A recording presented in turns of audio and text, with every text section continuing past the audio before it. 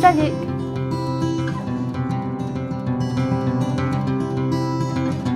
Vers la fin de ma deuxième grossesse, je vous avais raconté l'histoire de mon premier accouchement. Vous pouvez le retrouver juste là et ce sera aussi en barre d'infos si vous voulez le regarder après cette vidéo ou alors vous pouvez le regarder avant et après revenir ici. Une fois que je vous avais raconté cette histoire, je devais être à 8 mois, 9 mois de grossesse déjà, pour ma deuxième grossesse du coup. Plusieurs d'entre vous m'avaient demandé si je pourrais faire la story time de mon deuxième accouchement une fois que bébé serait né et je vous avais dit oui. Sauf que là, ça fait 1 an et un peu plus de 2 mois que mon fils il est né. Donc à un moment donné, il faut peut-être s'y mettre. Entre temps, il y a 2-3 personnes qui m'avaient redemandé quand est-ce que je le ferais. Donc mon fils s'appelle Keanu. Ça s'écrit comme l'acteur Keanu Reeves, mais effectivement nous on prononce Keanu. On était déjà très fan de Keanu Reeves, surtout mon fiancé. Et quand j'étais enceinte, on a regardé un film qu'on a en DVD et en regardant les bonus, on a entendu justement pour la première fois Keanu et ça a fait clic en fait. On a adoré tout de suite. Enfin vraiment ça a été un gros coup de cœur pour tous les deux. Le petit Keanu est né le 21 décembre 2017 à minuit et 1 minute. Pour rembobiner un petit peu l'histoire, je vous avais raconté mon premier accouchement lors de la vidéo que je vous ai mis dans le petit i, où je vous disais que Liam est né le 15 juin 2015. Du coup, ils ont 2 ans et demi de différence. On avait déjà pour projet d'avoir un deuxième, voire un troisième enfant et on voulait attendre plus de temps. Mais en décembre 2016, je me suis dit que c'était le bon moment au niveau de ma santé. J'ai été diagnostiquée avec la fibromyalgie. Je vais pas m'attarder sur la maladie. Si vous ne savez pas ce que c'est, je vous mettrai peut-être une définition vite fait Wikipédia ou un délire comme ça dans la barre d'infos si ça vous intéresse. C'est une maladie qui fonctionne beaucoup par phase et j'étais dans une phase extrêmement bonne par rapport à ce que j'avais connu les dernières années. Autant en profiter que je sois dans une bonne phase pour tomber enceinte et pour avoir une grossesse paisible, chose que je n'ai pas eu pour ma première grossesse et pour celle-ci au final ça a été un peu compliqué aussi, mais donc j'ai arrêté la pilule, si je me trompe pas, le 15 décembre 2016. Fin mars je tombe enceinte, ce qui en soi est plutôt rapide. J'avais mon placenta qui était un petit peu mal placé, ce qui a fait qu'on n'a même pas pu partir en vacances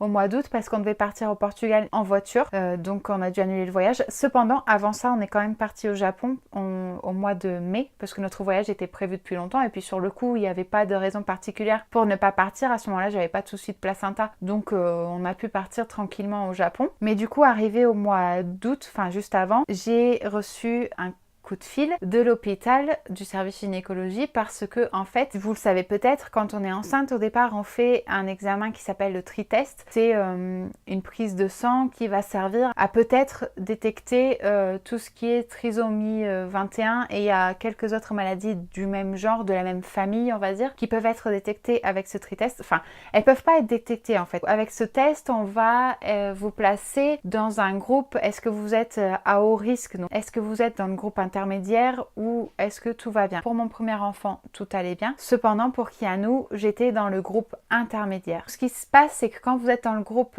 à haut risque, vous pouvez faire une amniosynthèse. En gros, c'est une aiguille qui va prélever des cellules au fœtus, mais il y a toujours un petit risque de fausse couche, même s'il est de plus en plus minime. Dès que vous êtes dans le plus haut risque, vous avez le droit à ce test. Et il y a la DPNI, qui donc est une prise de sang qui donne des résultats à 99,9% fiables. Donc au final, selon moi, c'est mieux quand même que la myosynthèse, auquel vous avez le droit aussi si vous êtes dans le groupe élevé. Par contre, quand vous êtes dans le groupe intermédiaire, il me semble qu'il y a des régions en France pour lesquelles maintenant c'est remboursé, mais là où je suis, en tout cas quand moi j'ai été placée dans le groupe intermédiaire ou que mes résultats me plaçaient dans le groupe intermédiaire, ce n'était pas remboursé. Alors je vous préviens tout de suite, si jamais vous avez à le faire et que ce n'est pas remboursé, nous ça nous a coûté 400 €. C'est très cher. Après, c'est quelque chose, quand on vous dit effectivement vous avez un risque un peu plus élevé que la moyenne pour que votre enfant soit porteur de la maladie, je voulais pas rester comme ça toute ma grossesse sans savoir si à la naissance j'allais découvrir un enfant porteur de la maladie ou pas, parce que je voulais pas être stressée pendant ma grossesse. Déjà là, j'ai eu un énorme coup de stress. En plus, moi, je suis quelqu'un de très angoissé, donc vraiment, à ce moment-là, j'ai eu une grossesse difficile parce que je pleurais beaucoup. J'étais très stressée. Je pensais à ça nuit et jour. Ça a été le premier moment de la grossesse qui a été vraiment mauvais. Pour pas empirer tout ce stress, j'ai décidé de faire la DPNI. J'ai eu le bonheur absolu de apprendre que mon bébé n'était pas porteur de cette maladie, ce qui m'a permis de me me décompresser un petit peu, d'aller un peu mieux à ce moment-là. Et normalement, je devais faire le prélèvement de sang pour la DPNI le jour où on devait partir en voiture au Portugal. Sauf que 2 jours avant, on m'a appris que mon placenta était un peu trop bas pour l'instant et on m'a conseillé de pas le faire. Ma sage-femme a été très claire, elle m'a dit « Tu peux le faire, ça veut pas dire qu'il va arriver un truc. Mais s'il arrive un truc, ce sera peut-être à cause de ça, ou peut-être pas. J'aurais beaucoup de mal à vivre avec ça si jamais je faisais le voyage et qu'il arrivait un truc, même si on pourrait pas tellement prouver que c'était à cause du voyage en voiture. Donc on a décidé de pas prendre de risques, on a annulé notre voyage au Portugal, on est resté tranquillement en vacances à la maison. En soi, c'est pas une fatalité, c'est juste que ça faisait très longtemps que j'étais pas allée, donc encore une fois, ça m'a remis un coup au moral. Ça faisait 1 an et demi, je crois, que j'étais pas allée au Portugal, que j'avais pas vu ma famille, que j'avais pas vu mes amis vraiment très proches. Une fois que j'ai eu les résultats, franchement, j'étais tellement contente que tout aille bien avec bébé que au final, ça m'a vraiment remonté le moral d'une façon générale. Par contre, entre-temps, j'ai eu la maladie qui est revenue, mais de façon fulgurante. En fait, la fibromyalgie, moi, j'avais toujours entendu dire quand on est enceinte, on ne ressent plus de symptômes ou quasiment plus de symptômes de la maladie. Et pour ma première grossesse, alors pas le premier trimestre mais pour diverses raisons, entre l'arrêt du traitement que je prenais pour la fibro et pour la dépression, les hormones de grossesse d'un coup, le premier trimestre ça a été une catastrophe, mais le reste de la grossesse, en tout cas à niveau physique, ça allait plutôt bien. Pour cette grossesse-ci, j'allais assez bien quand je suis tombée enceinte et par contre, je sais plus vers quel mois, d'un coup, c'était vraiment pas joyeux. Du coup, j'ai fait mes recherches et effectivement, la plupart du temps, on ne ressent plus de symptômes, mais ça peut arriver le cas inverse, c'est-à-dire qu'on ressente encore les symptômes et même plus accentués. C'est ce qui m'est arrivé pour ma deuxième grossesse. Après, je regrette pas, hein, forcément, j'ai mon fils, donc je vais pas regretter. Mais c'est vrai que c'était pas évident à vivre et je me suis toujours dit, la prochaine fois où j'ai un enfant, parce qu'en fait, on s'était fixé à 2 enfants si on avait une fille au deuxième. Mais comme on n'a pas eu de fille, on s'est dit, bon, un troisième, mais dans longtemps, par contre, cette fois-ci, vraiment attendre longtemps. Et je veux que ce soit un moment où je sois vraiment dans un état d'esprit beaucoup plus serein et que je sois prête à affronter quels que soient les symptômes de ma maladie qui se manifestent pendant la grossesse. C'est vrai que mes 2 grossesses, je les ai pas très bien vécues. Alors la première au début et après pour des questions d'estime de soi et tout. Et la deuxième, parce que toujours j'aimais pas trop être enceinte. J'adorais avoir un bébé en moi, mais la grossesse en soi, ça me plaît pas vraiment. Donc voilà un petit peu pour le résumé de ma grossesse, hein, très vite fait, mais voilà, de toute façon j'ai pas grand chose de plus à rajouter. Si vous voulez voir un petit peu mes symptômes, j'avais fait une vidéo sur le premier trimestre de la grossesse pour ce qui est du jour de l'accouchement. Donc j'ai fait mon suivi dans ma ville ici, mais comme pour mon premier accouchement, j'ai accouché dans une ville à peu près à 1 heure d'ici. Comme ma date prévue d'accouchement dans mon hôpital ici était le 27, mais que dans l'hôpital où j'allais accoucher j'ai calculé autrement, j'étais prévue pour le 25 décembre, donc le jour de Noël. Ma belle-mère nous avait proposé en tout cas de prendre Liam quelques jours avant Noël parce qu'ils habitent à peu près à une demi-heure de l'hôpital. Si j'accouchais et qu'on avait Liam, il aurait fallu soit faire un détour vers chez eux, déposer Liam et après encore faire la route à nouveau vers l'hôpital. Donc ça nous aurait fait 1h15 jusque chez eux, une demi-heure jusqu'à l'hôpital, alors que d'ici à l'hôpital il y a 1 heure. Ou alors il aurait fallu qu'on aille à l'hôpital directement avec lui et que ma belle-mère vienne chercher Liam. Mais le souci c'est que c'est pas toujours faisable. Enfin bref, c'était un peu confus. Ma belle-maman a très gentiment proposé de venir chercher Liam quelques jours avant et elle est venue le 20 décembre le chercher à la maison. Et le but était qu'il garde Liam au moins jusqu'à Noël parce que moi je voulais accoucher avant Noël et être rentrée à la maison avec le bébé. Soit ça ou à la limite être toujours enceinte à Noël et accoucher après. Je voulais surtout pas passer Noël dans l'hôpital, hein, je pense que ça se comprend. Si d'ici Noël j'ai pas accouché, elle reviendra avec Liam à Noël et on verra bien ce qu'on décide. Si d'ici là j'ai accouché, elle nous ramènera Liam à Noël, voilà tout simplement. Donc le 20 décembre matin, j'ai eu un rendez-vous sage-femme, on a fait un monitoring. Effectivement il y avait des contractions mais c'était rien de... Elles étaient un peu fortes, mais sans plus, elles n'étaient pas régulières. Et ma sage-femme savait que j'avais vraiment très envie d'accoucher avant Noël et d'être rentrée avec le bébé à Noël. On a essayé un décollement des membranes, ce qui fait que ça peut déclencher un petit peu l'accouchement. Je sors de mon rendez-vous assez tôt le matin. Un moment plus tard dans la matinée, j'ai eu un peu mal, mais... C'était bizarre, c'était comme des contractions, mais en même temps, je sais pas, c'était bizarre. Pendant le repas, j'ai commencé à avoir des contractions. Elles étaient pas super fortes, mais elles étaient un peu régulières. Alors quand je vous dis régulière, c'est genre, je sais plus, peut-être 15 minutes d'écart. Et puis, à un moment, ça s'est calmé, donc je me suis dit, bon, peut-être pas, je sais pas trop. Entre temps, ma belle-mère est partie avec Liam parce qu'elle voulait partir assez tôt. Moi, je me suis allongée sur le canapé, mon fiancé était à côté et il jouait un peu à la PlayStation. Et moi, de temps en temps, il voyait que je me tortillais un peu, que j'avais un peu mal. Et je vais devoir faire une pause parce que bébé pleure, il faut que j'aille le chercher de sa sieste et que je lui donne son goûter. Donc je reprendrai l'histoire de mon accouchement pour avoir ce bébé juste après. J'en étais au moment où je disais que j'étais allongée sur le canapé et que je continuais d'avoir des contractions. Pour moi, c'était pas ça. Enfin, je sais pas, mauvais pressentiment comme vous le comprendrez par la suite. Mais mon fiancé me voyait me tortiller quand même un petit peu et tout. Et il voyait que je surveillais les intervalles. Et comme j'étais genre à 5 minutes d'intervalle, je sais plus, 5 ou 7 minutes d'intervalle, c'est lui qui s'inquiétait en fait. C'est lui qui disait, mais t'es sûr que tu veux pas y aller? Parce qu'en plus, je lui avais dit plein de fois, ouais, mais c'est pas tout le temps pareil. Il y a des gens qui ont pas trop mal. Et moi, sur le coup, je me suis dit, mais non, en fait, c'est pas ça. Alors que, enfin, effectivement c'était ça, mais bon, bref. Mais en fait, en même temps, ça m'embêtait. C'était le fait que l'hôpital soit aussi loin, parce qu'il aurait été plus près. À la limite, ça aurait pas été dérangeant, mais là, faire 1 heure pour y aller, 1 heure pour revenir, en sachant que j'avais quand même un petit peu mal et que j'étais un peu gênée par mes contractions et tout. Et je lui ai dit, bon, écoute, on y va, mais je veux qu'on s'arrête d'abord à l'hôpital qui est juste derrière chez nous, qui donc est l'hôpital où j'étais suivie tout au long de ma grossesse. Comme ça, au moins, je demande un avis pour pas faire toute cette route pour rien. Malheureusement, ma sage-femme n'était pas là. Du coup, la secrétaire médicale me dit, écoutez, moi, je peux pas vous donner d'avis,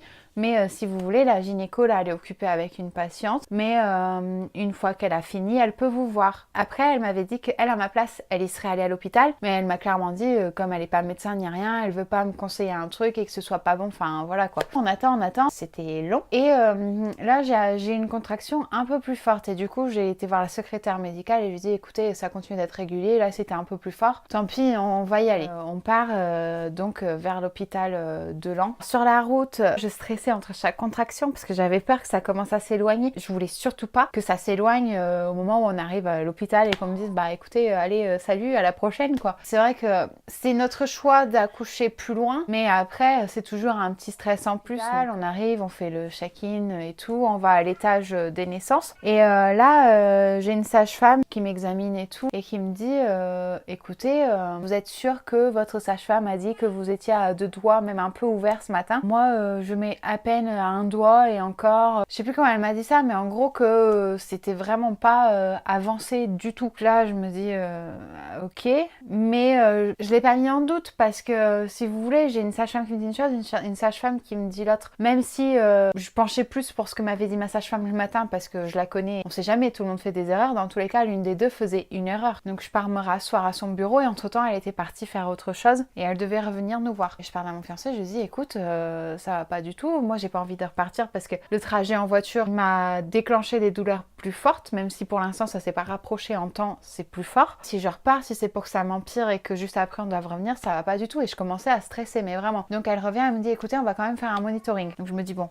à la limite, allez, on va faire un monitoring, peut-être que les contractions vont s'accélérer, vont me garder. En plus, elle savait qu'on venait de loin, donc je pense que c'est pour ça aussi qu'elle m'a tout de suite envoyé faire un monito. Plus, le lendemain matin, en fait, mon fiancé avait un rendez-vous très tôt le matin important. Il fallait qu'on sache si moi j'allais être gardée le soir à l'hôpital, mais en pensant que j'allais pas coucher tout de suite, et que du coup, il me gardait pour une question de sécurité, que j'accouche pas dans la voiture plutôt, ou est-ce qu'on allait devoir repartir tous les deux, est-ce que j'allais accoucher ce soir-là, parce que dans tous les cas, si j'accouchais ce soir-là, il fallait qu'elle reparte aussitôt. Enfin, c'était assez compliqué. Donc on attend, et là il y a une autre sage-femme qui vient me voir, qui en fait était la sage-femme qui m'a fait mon premier accouchement du coup, avec qui j'avais une très bonne expérience. De toute façon à cet hôpital-là j'ai eu que des gens vraiment super sympas, très compétents. Donc il y a la sage-femme qui arrive, elle m'a dit que sa collègue qui m'avait mis en monito lui avait transmis le dossier parce qu'elle avait reconnu son écriture du premier accouchement. Elle me réexamine et effectivement j'étais à 2 doigts un peu ouverts.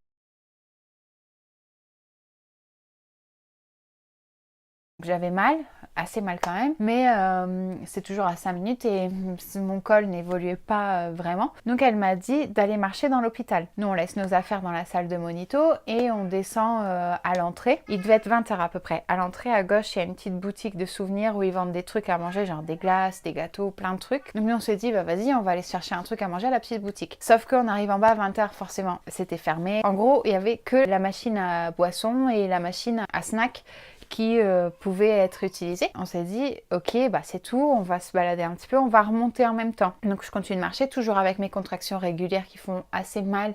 Donc des fois je m'arrête et tout pour me tenir un peu au mur ou quoi. On est remonté chercher les pièces. Sauf qu'au moment où on est arrivé devant la porte du couloir pour aller chercher les pièces, j'ai eu une contraction, mais je me suis mise à 4 pattes par terre. Je m'y attendais pas parce que j'avais mal, mais là c'était vraiment l'intensité. Ça s'est pas fait graduellement en fait. Genre j'avais mal et là d'un coup j'avais hyper méga mal quoi, il n'y avait pas de entre deux. Mon fiancé il sonne au couloir pour qu'une sage-femme vienne. Entre temps moi je suis partie aux toilettes, pareil aux toilettes j'ai encore une contraction et du coup j'avais l'impression que ça se rapprochait un peu parce que je surveillais plus de tout l'air à ce moment-là, j'étais trop j'avais trop mal. Je sors des toilettes, encore une contraction. La sage-femme elle m'a dit bon écoutez c'est tout, on va aller en salle d'accouchement. On n'a rien mangé du coup parce qu'en plus on n'était même pas sûr que j'avais des pièces. Je crois qu'on allait juste vérifier que j'avais des pièces. Ouais c'est ça, on n'avait pas de pièces en fait, on avait juste notre carte bancaire. On va en salle d'accouchement, on m'installe. La sage-femme m'a dit qu'elle allait chercher le médecin, enfin elle allait appeler le médecin anesthésiste pour mettre la péri parce que vraiment j'avais super mal, j'en chialais mais toutes les larmes de mon corps à chaque contraction, j'avais vraiment super mal. Juste un petit aparté, même si là j'ai eu super mal, je pense que pour un prochain accouchement je vais essayer de tenir le plus possible sans péridurale. J'aimerais bien avoir un bébé sans péridurale. Après je sais pas si j'en serais capable, j'essaierai. Bref ça c'est un petit aparté, de toute façon comme j'ai dit au départ c'est pas du tout pour tout de suite, c'est pas du tout dans nos plans. Ouais donc quand on est arrivé il y avait personne. L'hôpital il était désert au niveau des naissances, on était genre 3 grands maximum. Sauf qu'au fur et à mesure, après qu'on soit installé, il a commencé à y avoir plein d'accouchements. Il y a plein de femmes qui sont arrivées pour des accouchements. La sage-femme vient me voir, elle voit que ma poche des os ne s'est pas percée et mon col s'ouvrait quand même vachement doucement. Donc elle m'a dit dans une demi-heure je reviens pour percer la poche des os. Du coup mon fiancé comme ma poche des os n'était pas percée, que mon col avançait doucement et tout et qu'elle venait que dans une demi-heure, il allait aller se chercher à manger parce que comme je vous l'ai dit en fait le lendemain il avait un rendez-vous très tôt. Donc dès que le bébé naissait il restait un petit peu avec nous et après il partait et vu qu'il avait rien dans le ventre, déjà qu'il allait repartir fatigué, il y a un McDo genre à 6 minutes de l'hôpital, il m'a dit je vais au drive, je prends un McDo et il a même pas mangé en fait, le but c'était de le laisser dans la voiture et après il remonte et une fois qu'il va partir il mange son McDo froid. C'est tout, je lui dis il n'y a pas de souci, franchement on voyait vraiment que ça allait pas arriver comme ça, hop. Après bon, si ça peut arriver mais enfin c'était très peu probable et il en avait vraiment pas pour longtemps. En plus il devait être 22h30, un délire comme ça, enfin 22h, 22h30, donc au McDo il allait pas avoir grand monde devant lui, en plus comme c'est une petite ville, enfin voilà quoi. Ah, entre temps il y avait une auxiliaire, je sais pas c'est quoi l'intitulé de son métier, mais c'est comme une auxiliaire, donc elle est pas sage-femme mais elle est quand même là pour vérifier que tout va bien et tout. Et du coup elle était venue dans notre chambre et on avait vachement bien sympathisé, moi, elle et mon fiancé, on se parlait super bien et tout, en plus elle aimait bien les tatouages, elle a vu qu'on en avait quelques-uns et tout, donc on parlait de ça. Donc elle était restée avec moi quasiment tout le long. Mon fiancé il est parti entre-temps, il a quand même mis plus longtemps que prévu. Alors, il a pas mis si longtemps que ça, mais moi je m'inquiétais parce que je savais que c'était vraiment à côté et je me disais là ça commence à faire long, il me répondait pas aux messages et tout. En fait, il s'est fait arrêter par les gendarmes tout simplement. Donc il sortait du McDo et il s'est fait arrêter par les gendarmes parce qu'il était déjà du coup 22h passées. En plus il leur a dit que j'étais à l'hôpital sur le point d'accoucher pour voir s'il se dépêchait. Mais en fait ça leur semblait tellement peu crédible que je sois en train d'accoucher et qu'il sorte du McDo tranquillou avec son dîner. Et du coup il a dû leur expliquer que le lendemain il avait un rendez-vous et tout, qu'on n'avait rien mangé. Ils lui ont quand même fait plein de tests, genre souffler les tylotests. Voilà, donc c'est tout, il a mis un peu plus longtemps, mais bref, il est quand même arrivé largement à temps. Il a laissé son McDo dans la voiture comme prévu. Ah oui, entre temps, on m'a posé la péridurale aussi. J'ai eu très mal juste avant la péridurale, mais vraiment des contractions qui me mettaient à 4 pattes à chaque fois en pleurs. Après, une fois que j'ai eu la péri, du coup, ça a été nickel. Comme pour mon premier accouchement, j'ai plus rien senti niveau douleur, mais je sentais quand même les contractions. Donc c'est le scénario parfait quand on a une péri, c'est vraiment douleur, oust, contraction, toujours là. C'est-à-dire que vous sentez quand même la pression pour savoir après quand pousser. J'étais fatiguée par contre parce que même si j'ai pas eu les contractions méga longtemps, ça m'avait épuisée. En plus avec la fibromyalgie et tout. Enfin, entre-temps, la sage-femme qui devait me percer les os, là il était 22h30 passé, elle était revenue pour me dire qu'elle savait pas quand est-ce qu'elle viendrait me percer les os parce que justement il y avait plein de femmes qui étaient arrivées d'un coup. Il y a eu plein de césariennes d'urgence, donc en fait elle pouvait pas s'occuper de moi tout de suite vu que moi tout se déroulait bien. Enfin ça me semble logique. Je devais attendre un peu plus longtemps et là ma poche des os explose, mais de l'eau partout, j'ai arrosé l'auxiliaire, enfin bref, c'était voilà, c'était pas très beau à voir, on va dire, mais bon, ça fait partie, hein, c'est naturel. Et à partir de là, l'auxiliaire, elle a été voir d'autres sages-femmes pour dire qu'il fallait venir vérifier si ça se mettait en route. La sage-femme, elle est arrivée et c'était le moment de pousser, on va dire. Ça a été très vite, cette fois-ci, j'ai pas regardé vraiment le temps que ça a mis. Pour le premier, j'avais poussé 2 fois, je crois, là j'ai dû pousser 3 fois, donc pas d'épisio, pas de enfin si, j'ai vu des égratignures, je crois, mais vraiment rien du tout. Encore une fois, c'est un moment magique. Alors pour Liam, je me souviens, son père il me disait il est beau, il est beau, il est beau, il est beau, il est beau, il est beau. Et moi je pleurais. Et moi cette fois-ci pour Kianou, quand je l'ai vu et qu'on a commencé à me l'amener sur moi pour me le poser, c'est moi qui ai fait que parler, répéter tout le temps la même chose. On dirait Liam quand il est né, on dirait Liam quand il est né, on dirait Liam quand il est né. Voilà, j'ai gardé mon petit bébé sur moi. Le papa, il est resté un petit peu avec nous, il a habillé avec les sages-femmes et tout, mesuré, pesé et tout. Il n'y a pas eu de problème particulier. Le papa, il est parti, il devait déjà être presque 2 h du matin, je pense, en sachant que Kianou est né à minuit et 1 minute. Ça, c'est pour ce qui est de l'accouchement. Et l'après-accouchement à l'hôpital, alors j'ai eu très très mal pour les contractions post-accouchement. Après que vous ayez eu votre bébé, vous commencez à avoir les contractions post-accouchement. Bon, déjà, quand vous avez votre bébé, vous devez encore pousser pour faire tomber le placenta, donc ça, c'est bon. Une fois que vous êtes posé et tout, vous commencez à sentir des contractions parce que votre utérus, il n'est pas placé au même endroit pendant la grossesse. Il faut que vous ayez des contractions pour que votre utérus redescende petit à petit et se remette à sa place. Sauf que moi déjà pour le premier, j'étais pas au courant, ou si je l'étais, j'avais totalement oublié que ça existait. Et pour le deuxième, j'ai eu tellement mal pendant ces contractions. Pas aussi mal que juste avant d'accoucher, mais quand même j'ai eu très très mal pour quelqu'un qui s'attendait à avoir des petites contractions quoi. Et la plupart du temps, plus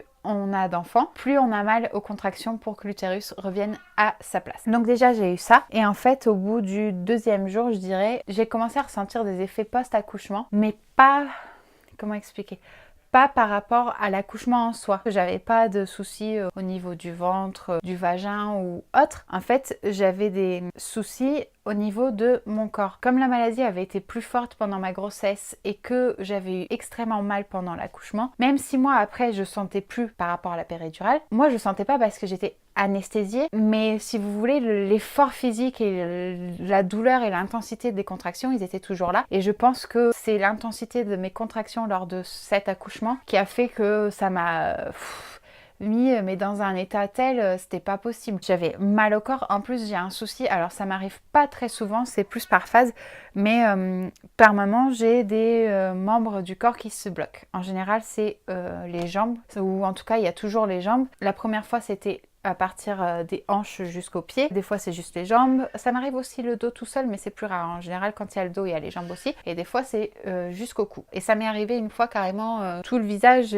Enfin, j'arrivais à peine à ouvrir et fermer la bouche. Alors, ça dure que 1 minute. Parfois quelques secondes, bon ça peut arriver plus longtemps, mais en général c'est 1 minute parce que maintenant je sais comment contrarier la chose. Mais du coup, le 2e ou 3e soir, je sentais déjà que j'étais très bloquée au niveau de mes mouvements, j'avais du mal quand je marchais, mais j'avais mis ça sur le compte de la maladie, mais aussi un peu sur le compte que autant j'ai pas eu de rétention d'eau tout au long de ma grossesse, autant une fois qu'il est né, je suis devenue une boule au niveau des jambes et des pieds. Jusqu'au jour du départ, mes chaussures ne m'allaient pas. Et en fait, non, c'était bien vraiment la maladie qui était là et qui bloquait un peu mon corps. Du coup, le soir, à un moment, je me suis réveillée parce que j'entendais bébé qui pleurait. J'avais la sonnette de la chambre d'hôpital ici. J'étais allongée et la sonnette elle était posée sur le lit juste au-dessus de mon épaule, sauf que j'avais ma main au-dessus du lit pour tenir la main de mon bébé dans son petit berceau à lui d'hôpital, ce qui fait que quand je me suis réveillée parce que j'ai commencé à l'entendre pleurer, et là plus rien ne bougeait, je pouvais juste parler. J'avais l'habitude, mais à ce moment-là j'étais un peu...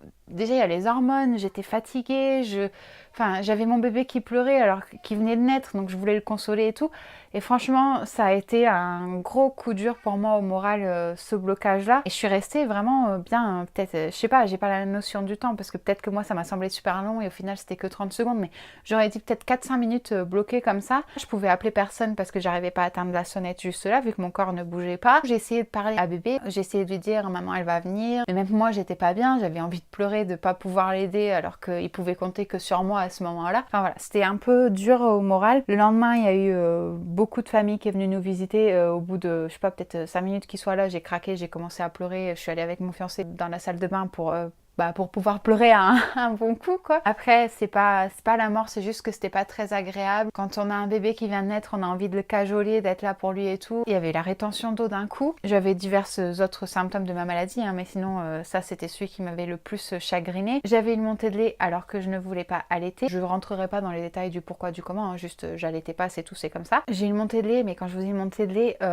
ma poitrine, c'était Pamela Anderson. Mais Pamela Anderson au plus gros de sa carrière, hein, si vous voyez ce que je veux dire. Bébé, lui, allait bien. On lui a fait ses vaccins, vous savez, quand ils naissent, enfin les prises de sang pour les maladies qu'on détecte et tout. La rencontre entre les garçons, c'était un moment très, très, très spécial. Liam était très... Enfin, il a vécu d'une façon très forte, je pense, émotionnellement parlant. Parce qu'il est arrivé, il était très timide, il osait pas trop. Il était gentil avec son petit frère, il a voulu lui faire un bisou et tout. Il posait des questions, il lui tournait autour. Mais on sentait que c'était pas notre Liam de tous les jours. Et à un moment, il s'est baissé. Et en se relevant, il s'est cogné au deuxième lit de la chambre. C'était genre... ça. Vraiment, il n'a pas pu se faire mal. Et là, mais c'était une crise de larmes.